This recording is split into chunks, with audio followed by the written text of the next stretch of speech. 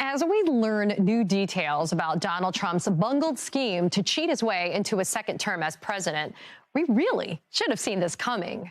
After all, he's a well-known cheater on the golf course. It's been the subject of countless news articles sourcing caddies and people he's played with. One telling the Washington Post, quote, "When it comes to cheating, he's an 11 on a scale of 1 to 10. His cheating is so renowned, it led the publication of a New York Times bestseller titled Commander in Cheat. His ability to cheat was so unabashed that he even won a 2018 club championship that he never even participated in.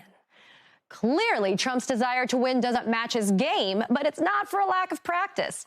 During his 4 years as president, Trump took 298 trips to the golf course.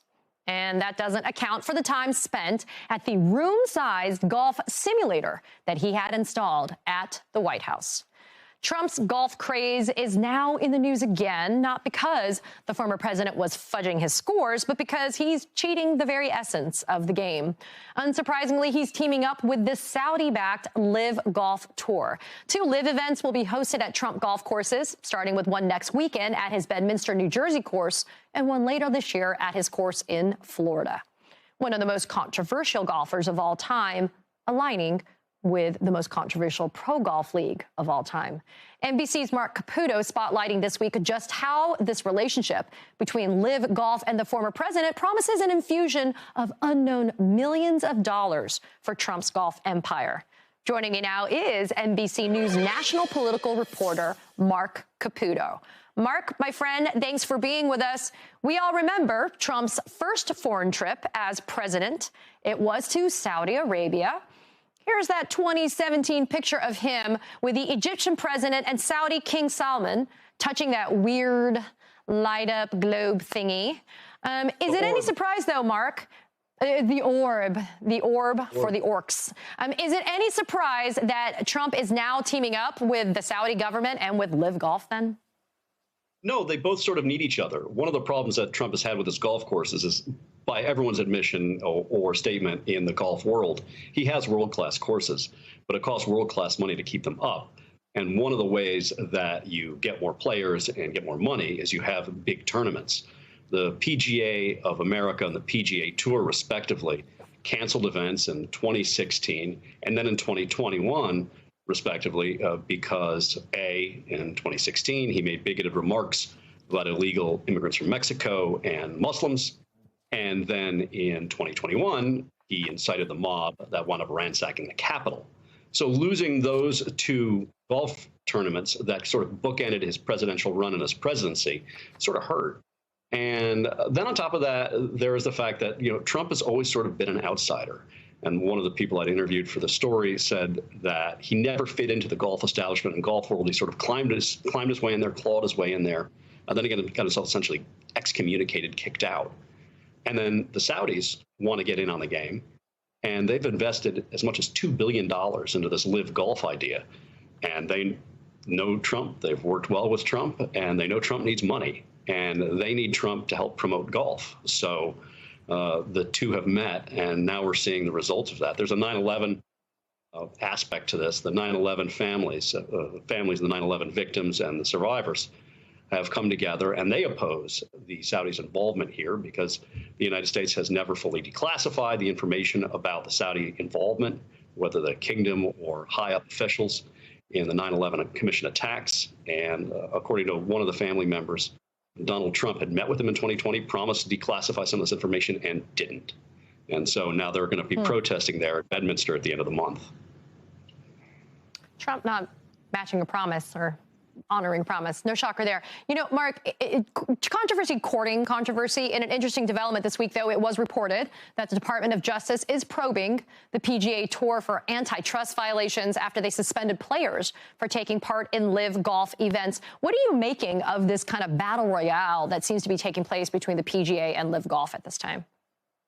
Well, ultimately, again, it's very kind of Donald Trump related. It's got like money, revenge, intrigue. It's probably good for the game of golf because people like us are talking about it. I don't talk about golf usually. I barely go in miniature golf.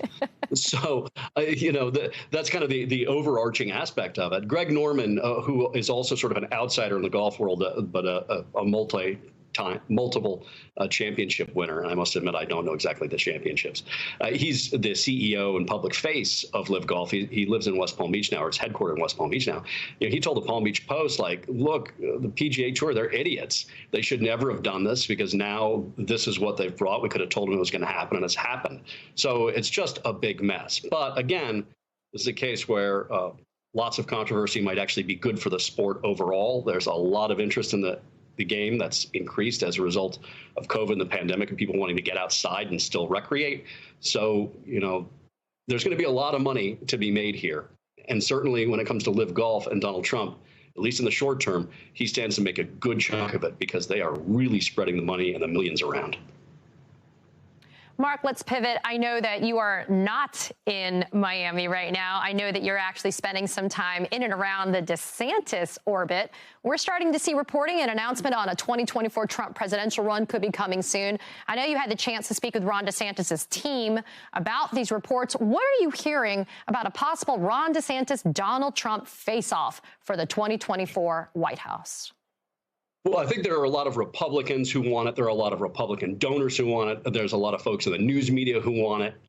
There's probably Ron DeSantis who wants it. But the one person who's not going to say Ron DeSantis wants it is Ron DeSantis. His steady position is like, look, I'm running for re-election. I'm not going to talk about it. And that makes sense because usually you don't run for one job and say, hey, yeah, I'm running for this job, but, I'm going to run for this other job the first chance I get. But because he's running for re-election this year, and because so many Republicans don't want Trump, especially Republican money men and mega donors, it's given them cover to dump millions of dollars into Governor DeSantis' political committee with the excuse, the wink, wink, nudge, nudge explanation like, hey, he's running for governor. I'm just giving him money. Do you know how much money this guy has in the bank right now? Ron DeSantis, I reported first last night, $130.4 million, $130 million. It's just an astonishing amount of money. There's one guy who's a Las Vegas space entrepreneur, former developer, who's been called the cosmic landlord, who's exploring UFOs, wants to finance afterlife research, and he believes aliens walk among us. He stroked a $10 million check to Ron DeSantis. You usually don't do that just because the guy is going to be governor. Yeah, we've got the Space Coast here. Yeah, he's probably interested in launching rockets, but the reality is that there are at least 42 billionaires who have lined up behind Ron DeSantis. A lot of them don't live in Florida. They don't really need to make any more money. They're billionaires. I mean, they like to make more money, don't get me wrong, but they want to play in this coming race, certainly in the re-election of Ron DeSantis, and more than likely in a presidential bid. And they're dumping money into his political committee, and it's one way to incentivize him to pay attention to what they want and what he wants and maybe run against Trump. Not sure he's going to do it, but if he does, yeah, it'll be one hell of a battle royal. Well, Mark Caputo, we thank you for taking the time to explain all things Trump, golf, and DeSantis, and we'll have you back to break it down even more. Thanks for you being here. Thanks.